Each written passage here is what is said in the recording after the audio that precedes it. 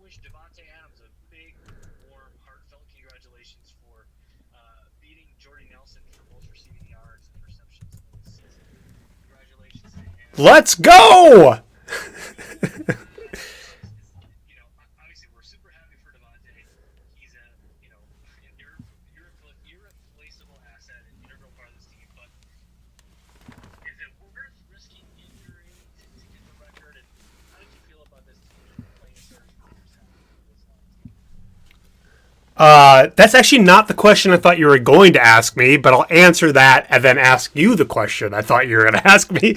I loved it. I loved every part about the game. I actually had a hockey game at 11:30 yesterday morning, so I missed the live. I've recapped it, but I missed the beginning part of our game against the Lions, and I like the plan. I don't like 2 weeks of rest before the playoffs. I think these guys needed to, the week leading up to the Lions game, needed to prepare like it was a game day and then get a few reps in. It was indoors, so you're not going to get any rain slippage type injuries, or you would hope.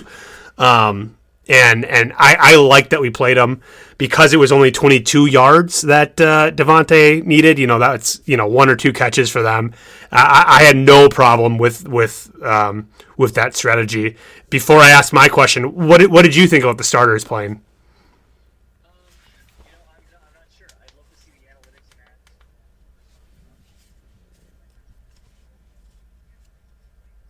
Yep.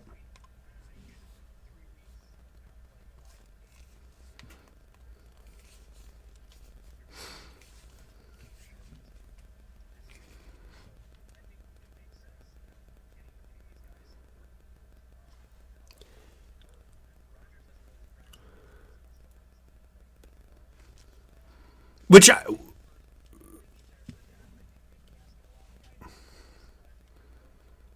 yeah.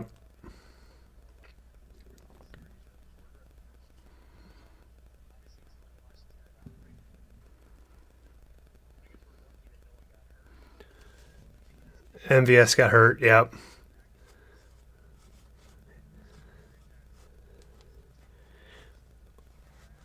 And I'm guessing without any knowledge, I'm guessing we will, right? I mean, guys go out hurt and play the next week, right? So the fact that we have this bye, I think, is huge.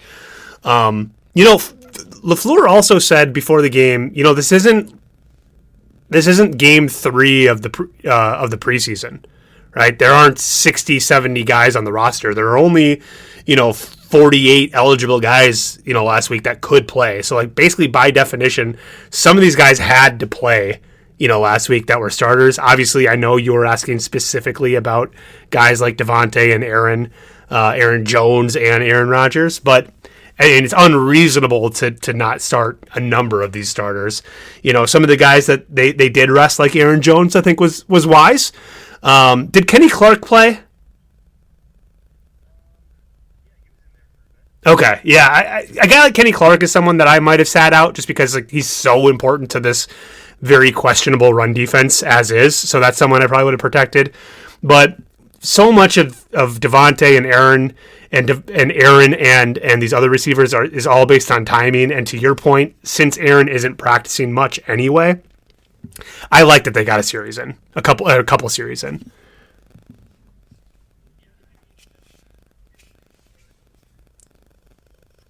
Yeah.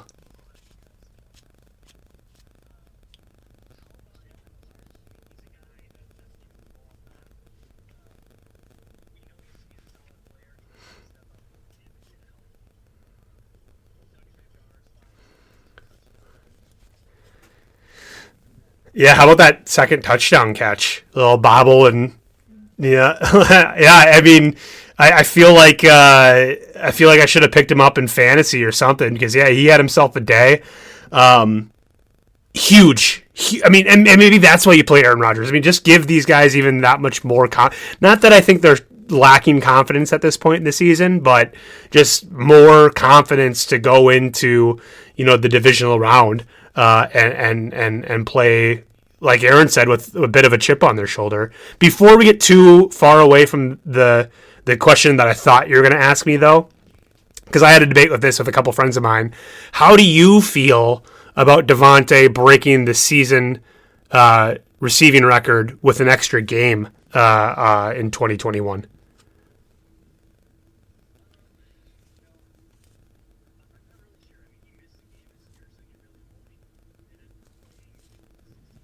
Sure. Yeah. Okay.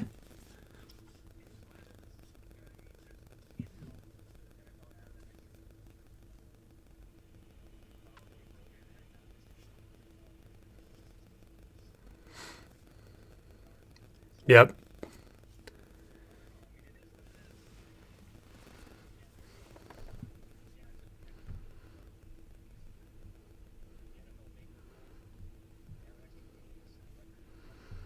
Yep. Perfect. I see it the same way. One of my buddies was calling for an asterisk or having a different a different record book for the longer season. The NFL season was 14 games at one point, right? The rules have changed considerably to favor offenses. You can't. It sounds like we're in agreement, so it's not as interesting podcast radio debate. But you can't hold these guys to back in the day standards because that's just not the reality anymore. At some point, 20 years from now, there's probably going to be 20 game seasons. And Devontae's record is probably going to be broken at that point. So I'm on the same page with you. You can't fault Devontae, and the record's the record, and the sport's always evolving.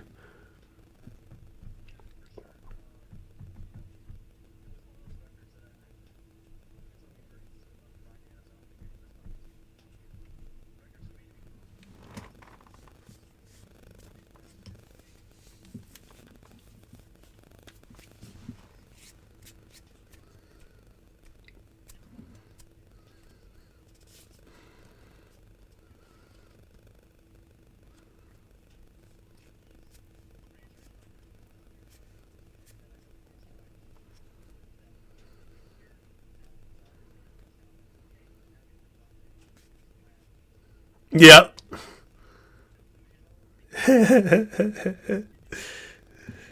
Uh, I think. I mean, yeah, in a good way, right? I mean, we're all trying to chase the best. We're all trying to, whatever profession we're in, we're probably looking at the top sales guy, the top, person at your company that you want to emulate, and you want to be like that person. So in sports you need that chip on your shoulder type attitude, I'm guessing that's what he's going for. I didn't hear the quote, but I don't hate it. I'm not going to call him crazy. You think he's delusional?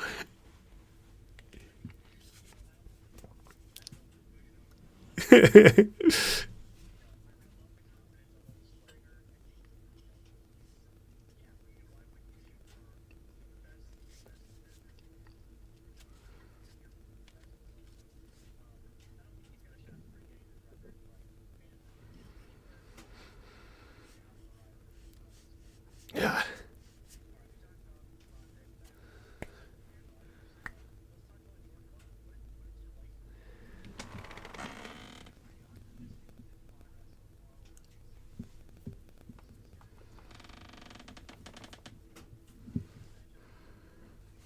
I think as a fan, it's not fair.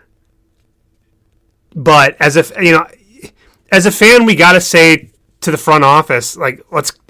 All right, we swung.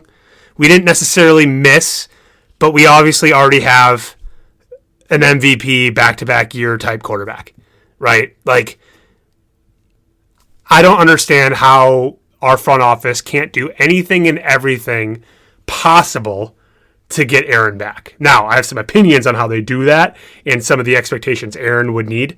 But from what I saw, the Chiefs, I don't think was a fair, it was his first game, and even this was a half, and, careers aren't made in a game and a half. But I mean, the passes that he missed, the picks that he threw, the conspiracy in me tells me we didn't want to win because we didn't want the Lions to get the number one overall pick, so that was all intentional. But yeah, I'm not sold on Jordan Love, and I would, if you ask me what I would want today, right now, I'd want us to trade him and get Aaron back for 5 more years.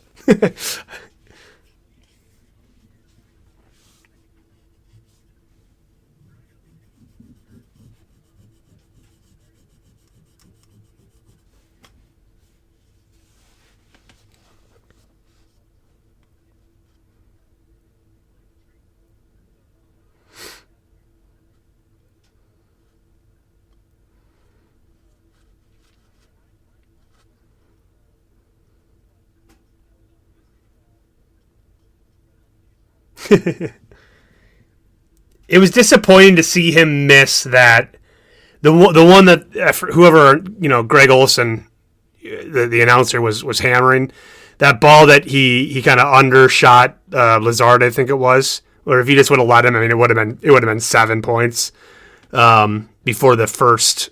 When the first 2 minute before the first interception there at the end of the game, the 2 minute drill, and that was a throw where I'm like, I mean, I could even see it live. Like, oh, he didn't put you. He had him, and it feels like, that's a throw that I would have liked to see a little bit more on the money, at this stage.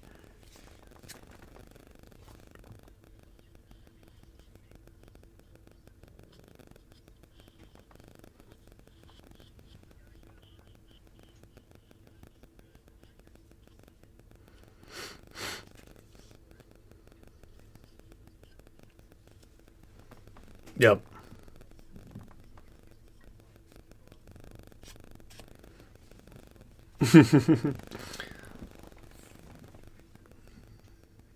Yep.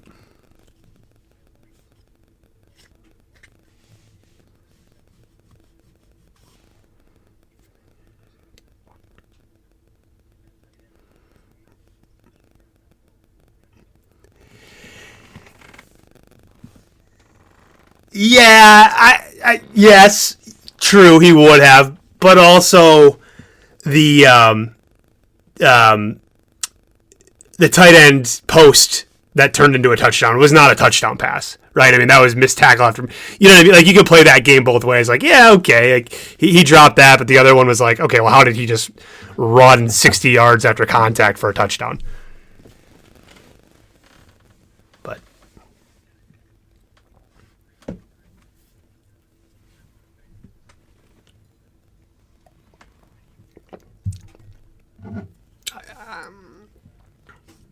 I'm optimistic like you are, but let's I mean, guys, let's figure it out. Let's figure out how to get Rodgers back. Unfortunately, if he wants to get paid and win Super Bowls, unfortunately, we're in a position where that's not us, right? Like, we need to figure out a long-term deal for him where he maybe takes a pay cut and we can keep some of these pieces around him or bring in new pieces around him, because if he's going to try and be the most paid quarterback, which he deserves to be, I just don't, financially we kind of put ourselves into a tough spot. But let's focus a little bit more on this year, and specific to this game against the Lions, because we talked about playing our starters, not playing our starters, and all that good stuff.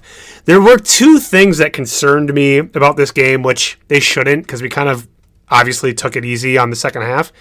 But the two things that concerned me about this game, for our Super Bowl hopes this year, was we missed a PAT.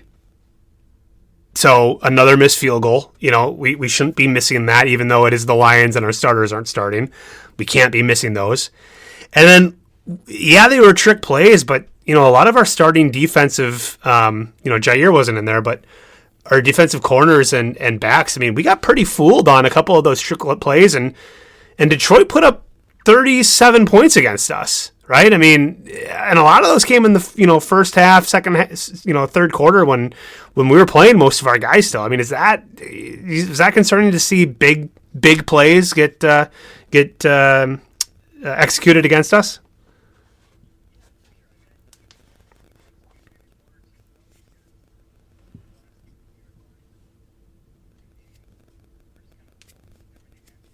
Yep.